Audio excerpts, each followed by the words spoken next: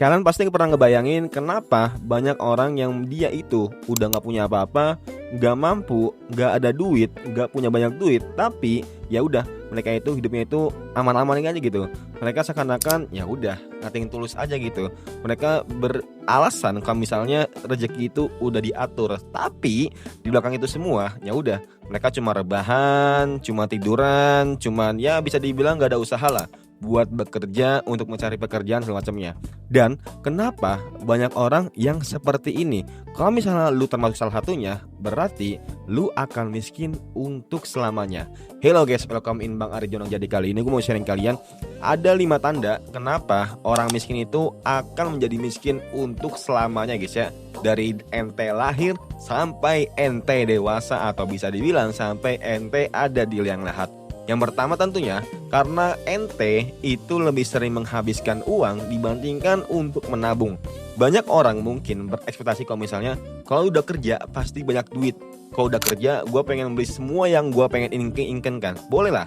Lu pengen beli HP boleh, lu pengen beli motor boleh. Tapi semua itu ada namanya kalkulasi atau bisa dibilang perhitungan. Kalau misalnya lu baru bekerja di tahun pertama, tahun kedua, jangan coba untuk menyicil. Walaupun gaji lu udah 5 juta, 10 juta, jangan pernah mencicil atau berhutang. Karena itu adalah lingkaran setan, atau bisa dibilang lu udah masuk ke ranjau dalam kategori miskin. Kecuali lu menghutang untuk bisnis, untuk usaha, untuk yang produktif. Tapi kalau misalnya lu untuk konsumtif yang masih bisa ditahan untuk lu setahun 2 tahun, gak usah. Lu perlu ya udah naik Transum, atau gak mungkin lu nebeng, atau gak mungkin lu lebih baik beli sepeda lah yang cukup-cukup aja.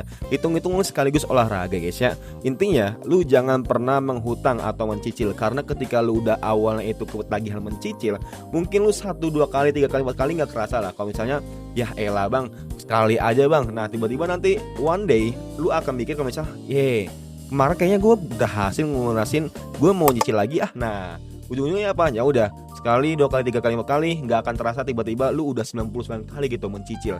Dan ini salah satu habit yang sangat buruk banget untuk orang yang miskin selamanya guys ya.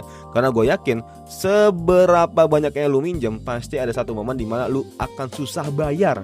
Ujung-ujungnya lu akan menggadaikan barang-barang yang lu udah pernah beli ya guys ya. Yang kedua tentunya lu nggak punya dana darurat. Nah ini gue akan lebih bersuara untuk lu pada yang bukan generasi sandwich ya. Karena kalau misalnya lu generasi sandwich ya bukan ini tanda-tandanya. Karena untuk generasi sandwich artinya banyak lah pertimbangan, kayak mungkin orang tuanya banyak utang, atau nggak mungkin adanya harus disekolahin segala macamnya.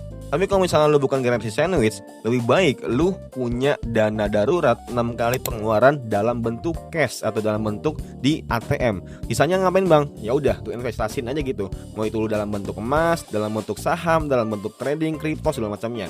Dan ini kalau misalnya lu perhatiin, banyak orang yang dimana mereka itu ya udah ketika dapat gaji, nggak kerasa tuh sebulan tiba-tiba udah habis gitu. Nggak nyampe pertengahan bulan udah habis buat apa? Buat foya-foya, buat nonton, jalan-jalan segala macamnya, tanpa dipikirin budgeting dulu di awal-awal. Ingat ya guys ya, menabung itu di awal, bukan menabung ketika ada di akhir dan ada sisanya. Nah inilah mindset orang-orang yang miskin dan juga orang-orang yang berpengetahuan intelektual. Yang ketiga tentunya mereka akan berusaha untuk meningkatkan skill atau grow up, skill up segala macamnya. Karena orang-orang yang mereka itu udah tahu kalau misalnya mereka itu akan ngegaji atau digaji, pastinya lu akan ngebandingin kalau misalnya gaji UMR itu orang-orang yang miskin guys ya. Dia itu kalau udah gaji UMR-nya udah mereka akan puas gitu dengan gaji segitu, tanpa memikirkan kalau misalnya sewaktu aku akan di PHK. Tapi kalau misalnya teman-teman perhatiin, yang punya gaji lebih dari 10 juta, 20 juta, mereka nggak puas gitu. Punya gaji segitu, mereka akan apa? Nyari side income, nyari side hustle, pendapatan sampingan segala macamnya.